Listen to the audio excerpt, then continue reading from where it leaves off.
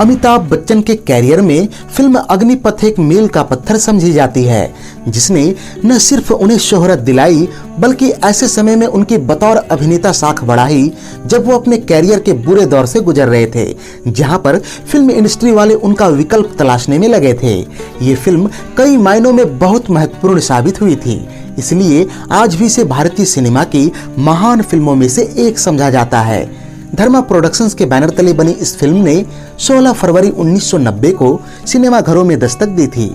इसका निर्माण किया था यश जौहर ने तथा इसके निर्देशक थे मुकुल एस आनंद, जिन्होंने इसके अलावा सन 1985 की एतबार, 1986 की सल्तनत और मैं बलवान, 1987 की इंसाफ, 1991 की हम, 1992 की खुदा गवाह और 1995 की त्रिमूर्ति जैसी कई बेहतरीन फिल्मों का निर्देशन किया था। फिल्म अग्निपथ की कथा और पटकथा लिखी थी संतोष सरोज ने तथा इसके संवाद लिखे थे कादर खान साहब ने। 2 घंटे 54 मिनट की कुल लंबाई वाली इस फिल्म की प्रमुख और सहायक भूमिकाओं में नजर आए थे अमिताभ बच्चन, मिथुन चक्रवर्ती, माधवी, नीलम, डैनी डेंगजोंगपा, रोहिणी हट्टंगडी, आलोक नाथ, अर्चना पूरन सिंह, टीनू आनंद आदि। इस फिल्म का संगीत तैयार किया था लक्ष्मीकांत प्यारेलाल ने और इसके गानों के बोल लिखे थे आनंद बख्शी ने। फिल्म के इन गानों में अपनी आवाज का जादू बिखेरा था एसपी बालासुब्रमण्यम, कविता कृष्णमूर्ति, अनुपमा देशपांडे, सुदेश भोसले, आदेश श्रीवास्तव, रूना लैला और अलका याग्निक ने। इस फिल्म में कुल 4 गाने रखे गए थे, जिनके बोल थे गणपति अपने गांव चले, किसको पता था, I am Krishnan Iyer MA और अली बाबा मिल गए 40 चोरों से। चलिए अब जानते हैं इस फिल्म से जुड़े हुए 15 खास unknown facts. Fact number 1, film Agneepath साल 1990 की चौथी सबसे ज्यादा कमाई करने वाली फिल्म रही। इसका कुल बजट था 2 करोड़ 50 लाख रुपए और इसने बॉक्स ऑफिस पर 5 करोड़ 75 लाख रुपए की कमाई की थी, लेकिन यह फिल्म फिर भी फ्लॉप करार दी गई।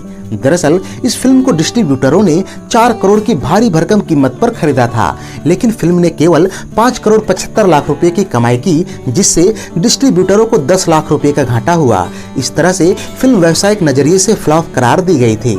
अगर इस साल की 3 सबसे कमाऊ फिल्मों की बात करें तो पहले स्थान पर रही फिल्म दिल, जिसने 10 करोड़ रुपए की कमाई की और ब्लॉकबस्टर साबित हुई। दूसरे स्थान पर रही फिल्म घायल, जिसने 9 करोड़ 50 लाख रुपए की कमाई की और ये भी ब्लॉकबस्टर साबित हुई। तथा तीसरे स्थान पर रही फिल्म आज का अर्जुन, जिसने 7 करोड़ रुपए कमाए और सुपरहिट कहलाई। फैक्ट नंबर 2, अग्निपथ फिल्म की समीक्षा में फिल्म इंफॉर्मेशन नामक पत्रिका ने लिखा था कि अमिताभ बच्चन की आवाज फिल्म की सबसे बड़ी खामी है और कई जगह पर उनकी आवाज के कारण उनके संवाद ठीक से समझ में नहीं आते। उन्होंने ये भी कहा कि फिल्म की कहानी सशक्त तो है, पर इसमें कई खामियां भी हैं, जिसके कारण इस फिल्म की सफलता के आसार बहुत ही कम नजर आते हैं। फैक्ट नंबर 3, अमिताभ बच्चन से जब पूछा गया कि अग्निपथ व्यावसायिक रूप से क्यों असफल रही, तो उन्होंने इसके कई कारण गिनाए। पहला ये कि फिल्म ऐसे समय पर रिलीज हुई जब उनकी 4 फिल्में लाइन से फ्लॉप हो गई थी, जिनमें शामिल थी गंगा जमुना सरस्वती, तूफान, जादूगर और मैं आजाद हूँ। ऐसे में जब उन्होंने अग्निपथ की तो लोगों को लगा कि एक बार फिर से उन्होंने एक मसाला एक्शन फिल्म में काम किया है। दूसरी बात यह है कि इस फिल्म की प्लानिंग तो 1987 में ही हो गई थी, पर उनकी और मिथुन चक्रवर्ती की व्यस्तता के चलते इसे बनने में देर हो गई। इतने में कमल हासन की फिल्म नायकन, फिरोज खान की दयावान, जैकी श्रॉफ और अनिल कपूर स्टारर फिल्म परिंदा तथा मिथुन चक्रवर्ती की मुजरिम रिलीज हो गई और ये सारी फिल्में अंडरवर्ल्ड पर ही आधारित थी। ऐसे में जब तक अग्निपथ रिलीज हुई, इस विषय वस्तु की नवीनता समाप्त हो गई थी और चूंकि अग्निपथ और मुजरिम दोनों फिल्में बहुत हद तक हॉलीवुड फिल्म स्कारफेस से प्रभावित थी, इस कारण मुजरिम का अग्निपथ से पहले रिलीज हो जाना अग्निपथ के खिलाफ गया। तीसरी बात यह है कि इस फिल्म में उनकी आवाज पर किए गए एक्सपेरिमेंट को लोगों ने स्वीकार नहीं किया। लोगों को लगा कि फिल्म में कोई तकनीकी खराबी है, जिसके कारण उनकी आवाज इतनी अलग सुनाई दे रही है। जब तक इस समस्या का निवारण हुआ, तब तक ट्रेड पत्रिकाओं ने फिल्म को असफल घोषित कर दिया। फैक्ट फैक्ट नंबर 4, ये वो पहली फिल्म थी जहां नीलम और अमिताभ बच्चन ने साथ में काम किया। यहाँ एक और दिलचस्प बात यह भी है कि इस फिल्म में नीलम ने अमिताभ बच्चन की बहन का किरदार निभाया था, जबकि इसके अगले ही वर्ष आई फिल्म इंद्रजीत में वो इनकी बेटी के रूप में नजर आई थी। इसके अलावा नीलम और मिथुन चक्रवर्ती भी पहली बार किसी फिल्म में रोमांस करते नजर आए थे।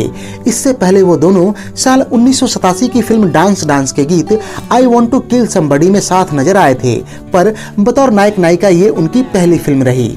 इसके अलावा इसी साल आई फिल्म प्यार का कर्ज में भी दोनों साथ नजर आए थे। फैक्ट नंबर 5, फिल्म में रोहिणी हट्टंगडी ने अमिताभ बच्चन की मां की भूमिका निभाई थी, पर यह बात अलग है कि वास्तविक जीवन में वो अमिताभ बच्चन से उम्र में 13 साल छोटी थी। रोहिणी हट्टंगडी ने इससे पहले सन 1988 की फिल्म शहंशाह में भी अमिताभ बच्चन की मां की भूमिका निभाई थी, पर वो अपने उम्र से बड़े उम्र के अभिनेताओं की मां की भूमिकाएं करके उकता गई थी और इस कारण वो ऐसी भूमिकाएं ठुकराने लगीं। उन्होंने मुकुल आनंद की फिल्म सल्तनत को भी इसी कारण ठुकरा दिया था। इसके बाद मुकुल आनंद ने जब उन्हें अग्निपथ फिल्म के लिए अप्रोच किया तो पहले उन्होंने आनाकानी की, पर बाद में उन्होंने जब फिल्म की कहानी सुना तो इस फिल्म की स्क्रिप्ट और किरदारों से इतना प्रभावित हुई कि फिल्म को साइन कर लिया। इस फिल्म में उनके उत्कृष्ट अभिनय के लिए उन्हें उस साल का सर्वश्रेष्ठ सहायक अभिनेत्री के फिल्म फेयर पुरस्कार से नवाजा गया था। फैक्ट नंबर 6, फिल्म में अमिताभ बच्चन के बचपन की भूमिका निभाई थी मास्टर मंजुनाथ ने, जिन्हें सन 1988 के प्रसिद्ध टेलीविजन शो मालगुडी डेज से ख्याति प्राप्त हुई थी। फिल्म अग्निपथ को देखकर कई समीक्षकों ने यह माना कि मास्टर मंजुनाथ ने अपनी छोटी सी भूमिका में अमिताभ बच्चन के टक्कर का अभिनय किया है और उनका वॉइस मॉड्यूलेशन कई मायनों में अमिताभ बच्चन से भी बेहतर है। फैक्ट नंबर 7, टीनू आनंद और अमिताभ बच्चन का संबंध तब से था जब अमिताभ बच्चन ने फिल्मों में शुरुआत भी नहीं की थी।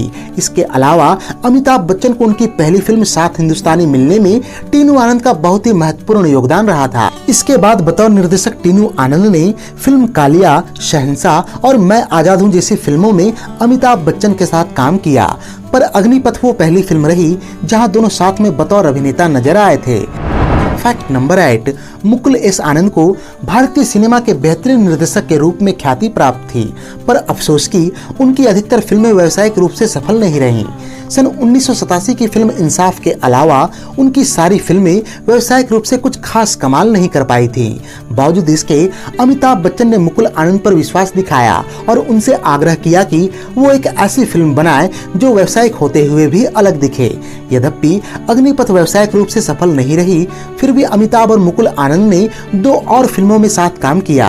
ये फिल्में थी सन 1991 की हम और 1992 की खुदा गवाह। ये तीनों ही फिल्में अमिताभ बच्चन के कैरियर की सबसे महत्वपूर्ण फिल्मों में से गिनी जाती है।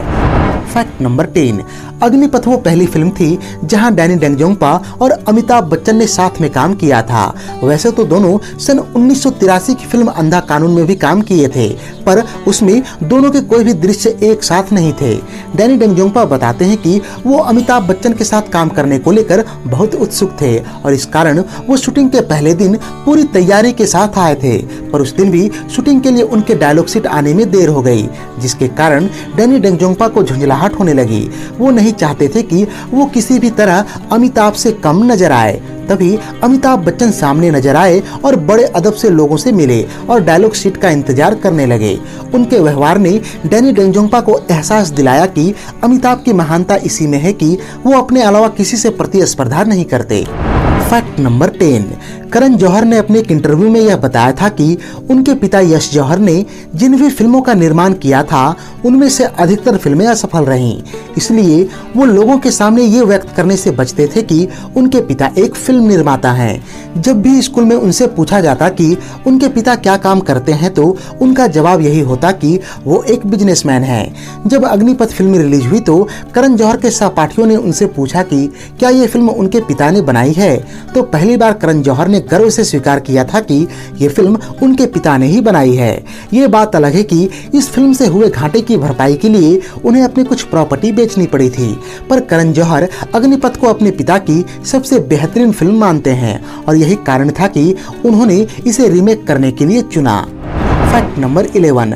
80 के दशक में जब माधवी हिंदी फिल्मों में जगह बनाने की कोशिश कर रही थी तो उनका नाम अमिताभ बच्चन के साथ जोड़ा जाने लगा। दरअसल उनकी पहली हिंदी फिल्म एक दूजे के लिए की जबरदस्त सफलता के बाद भी माधवी को वो मुकाम हासिल नहीं हुआ जिनकी उन्हें दरकार थी। तब अमिताभ बच्चन ने उन्हें अपनी फिल्मों के लिए रिकमेंड करना शुरू किया और दोनों ने अंधा कानून, गिरफ्तार और अग्निपथ में साथ काम किया। इस दौरान जब माधवी से पूछा गया कि आखिर अमिताभ उन्हें इतना सपोर्ट क्यों कर रहे हैं, तो माधवी का जवाब था कि अमिताभ उनके हितैषी हैं, प्रेमी नहीं, और जरूरी नहीं कि एक कलाकार दूसरे कलाकार की मदद तभी करे जब उन्हें कोई गरज हो। अग्निपथ फिल्म रिलीज होने के बाद माधवी को लगा कि इसमें उनका रोल काट दिया गया, जिससे वो फिल्म में केवल शो पीस नजर आ रही हैं। ये माधवी की हिंदी फिल्मों में कुछ आखिरी बड़ी बजट की फिल्मों में से एक रही। Fact number 12। फिल्म अग्निपथ में एक दृश्य था जहां अमिताभ खाना खाने के लिए अपनी मां के घर जाते हैं, पर मां के ताने सुनकर बिना खाना खाए वापस आ जाते हैं और नायिका के घर सहारा लेने पहुंच जाते हैं। फिल्म के स्क्रिप्ट के अनुसार इस दृश्य में दोनों के बीच कुछ अंतरंग दृश्य फिल्माए जाने थे, पर अमिताभ बच्चन इस दृश्य को लेकर काफी असहज महसूस कर रहे थे। अंततः उन्होंने मुकुल आनंद से कहा कि क्या यह दृश्य इतना जरूरी है कि इसके बिना काम नहीं चल सकता। यह सुनकर मुकुल आनंद ने अमिताभ बच्चन की असहजता को भांप गए और उन्होंने इस दृश्य में कुछ बदलाव करके अंतरंग दृश्य हटा दिए। तब कहीं जाकर अमिताभ बच्चन ने सहजता पूर्वक इस दृश्य की शूटिंग की थी। Fact number 13। फिल्म अग्निपथ के लिए अमिताभ बच्चन को उनके कैरियर का पहला राष्ट्रीय पुरस्कार प्राप्त हुआ था। उस साल अमिताभ बच्चन और सनी देओल के बीच राष्ट्रीय पुरस्कार को लेकर प्रतिस्पर्धा थी। जहां अमिताभ बच्चन फिल्म अग्निपथ के लिए नामांकित थे, वहीं सनी देओल को फिल्म घायल के लिए नामांकन मिला था। आखिरकार अमिताभ बच्चन को सर्वश्रेष्ठ अभिनेता के लिए राष्ट्रीय पुरस्कार दिया गया, वहीं सनी देओल को ज्यूरी स्पेशल राष्ट्रीय पुरस्कार प्राप्त हुआ। उन्हें पुरस्कार देते हुए यह कहा गया कि अमिताभ बच्चन ने अपने अभिनय से फिल्म की सीमाओं को बढ़ाने का काम किया है। अमिताभ बच्चन ने अपनी इस जीत का जश्न और पत्नी जया बच्चन का जन्मदिन का उत्सव एक साथ बड़ी धूमधाम से मनाया था। Fact number 14। मिथुन चक्रवर्ती और अमिताभ बच्चन को 80 के दशक में प्रतिद्वंदी समझा जाने लगा था और मिथुन को गरीबों का अमिताभ बच्चन कहा जाता था। ऐसे में जब ये दोनों गंगा जमुना सरस्वती में पहली बार एक साथ नजर आए तो लोगों को इससे काफी आशाएं थी, पर मिथुन की भूमिका फिल्म में काफी छोटी रही, जिसके कारण उनके फैंस काफी निराश हुए और फिल्म नहीं चली। खैर, फिल्म अग्निपथ में एक बार फिर से मिथुन और अमिताभ बच्चन को एक साथ काम करने का सुअवसर प्राप्त हुआ। इस फिल्म के लिए मिथुन चक्रवर्ती को सर्वश्रेष्ठ सहायक अभिनेता के लिए अपने कैरियर का पहला फिल्म फेयर पुरस्कार भी मिला था तथा अग्निपथ को कुल 5 नामांकन मिले थे। यहाँ यह जानना भी बड़ा दिलचस्प है कि फिल्म फेयर पुरस्कारों में मिथुन को बतौर नायक अन्य अभिनेताओं के मुकाबले ज्यादा नामांकन रहे हैं। Fact number 15। सन 2012 में जब निर्देशक करण मल्होत्रा ने इस फिल्म को रीमेक किया तो उन्होंने इसमें कई बदलाव किए जो कि मूल अग्निपथ में देखने को नहीं मिलते। एक तो फिल्म में मिथुन का किरदार कृष्णन अयंगर को हटा दिया गया। दूसरा, विजय दीनानाथ चौहान की बहन के किरदार को छोटी लड़की दिखाकर मूल अग्निपथ में मौजूद रोमांटिक प्रसंग को भी हटा दिया गया। फिल्म में तीसरा बदलाव रऊफ लाला के किरदार को जोड़कर किया गया था, जो कि नई अग्निपथ की सबसे प्रशंसित बात रही। चौथा बदलाव ये था कि नई अग्निपथ में प्रियंका चोपड़ा के किरदार को मूल फिल्म में माधवी के किरदार के मुकाबले काफी बड़ा करके दिखाया गया। बात करें पांचवें बदलाव की तो मूल अग्निपथ का वो दृश्य तो आपको याद ही होगा जिसमें विजय अपनी मां के घर खाना खाने जाता है और मां की तानों से तंग आकर खाना बीच में ही छोड़ देता है और वहां से चला जाता है। जबकि नए अग्निपथ में नायक गुस्से में थाली लेकर बरामदे में जाकर खाने लगता है। छठे बदलाव के रूप में ये दिखता है कि पुरानी अग्निपथ का विजय एक अमीर व्यक्ति है, जबकि नई अग्निपथ में उसे बस्ती में रहने वाला एक आम व्यक्ति की तरह दर्शाया गया है। पर इन सभी बदलावों के बावजूद नई अग्निपथ को समीक्षकों की काफी सराहना मिली और ये उस फिल्म की सबसे बड़ी बात रही कि ये व्यावसायिक रूप से भी काफी सफल रही थी। तो ये थी सन 1990 में आई अमिताभ बच्चन और मिथुन चक्रवर्ती की बहुत चर्चित फिल्म अग्निपथ पर हमारी एक बेहद ही रोचक प्रस्तुति। उम्मीद है कि यह वीडियो आपको बेहद ही पसंद आई होगी। अगर यह वीडियो पसंद आई हो तो इसे लाइक और शेयर करें तथा ऐसे ही दिलचस्प वीडियोस की नोटिफिकेशन पाने के लिए चैनल को सब्सक्राइब करके बेल आइकॉन में ऑल का बटन दबा दें। धन्यवाद।